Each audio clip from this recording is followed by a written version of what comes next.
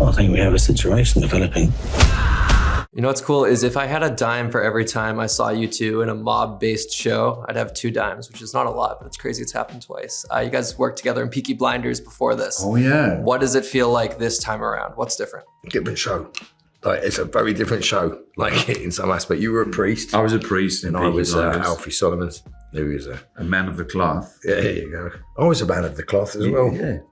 in some aspects. And in this, we're neither men of the cloth. Never. We're a couple of crooks. In cloth. It's just different, a different field to be crooks in. We're crooks again. Yeah. And what I've seen so far is it's a lot more discussion than action. Specifically with Harry, he's a negotiator with his words. There are some fisticuffs as well though. How does Harry decide when to kind of bring the action to get what he wants out of people and when to kind of negotiate just by word of mouth? I think it's always a negotiation. The last thing you want to do is be violent or push, the last option. You give an opportunity to have an off ramp as many times as needed, and if in doubt, do nothing in situations that can be understood or come to an arrangement before someone has to get murdered. So that seemed to be pretty realistic in some aspect, because at the level of power that the Harrigans are playing at, they're not really.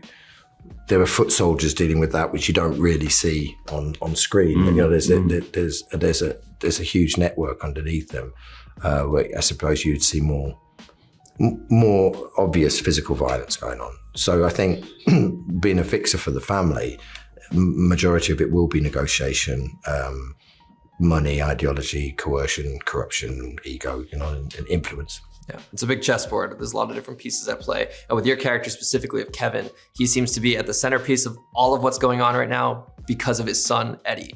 How do you envision Eddie's role within the family? Do you want to see him, kind of ascend those ranks and maybe kind of take over as the patriarch? Or does Kevin want Eddie to kind of have a life of his own? I don't. I think Eddie's a liability as far as Kevin's concerned. He's not talking about him taking over. He's a kid, he's not equipped at this point, and he's not being trained in the way of somebody that would have the ability to take over. It would be chaos. Why that chaos is being created, I don't know, and Kevin doesn't know. But it's too out of control for someone to be running a crime family. And from Kevin's point of view, that's the problem with his dad. I think, when I was looking at Conrad, thinking this guy's losing the plot here. This guy's acting irrationally, and Kevin sort of almost through the show becomes the eyes of the audience, observing this family going, this is falling apart. This is too crazy. My dad never used to be this guy.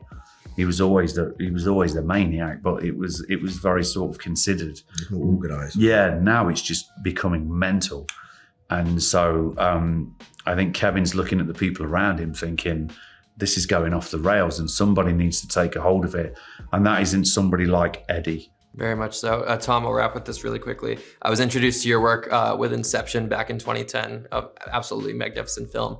You've worked with Nolan quite a bit in your career. Do you anticipate working with him again? I'd love to work with Chris again, but you never know. You never know if you will or not.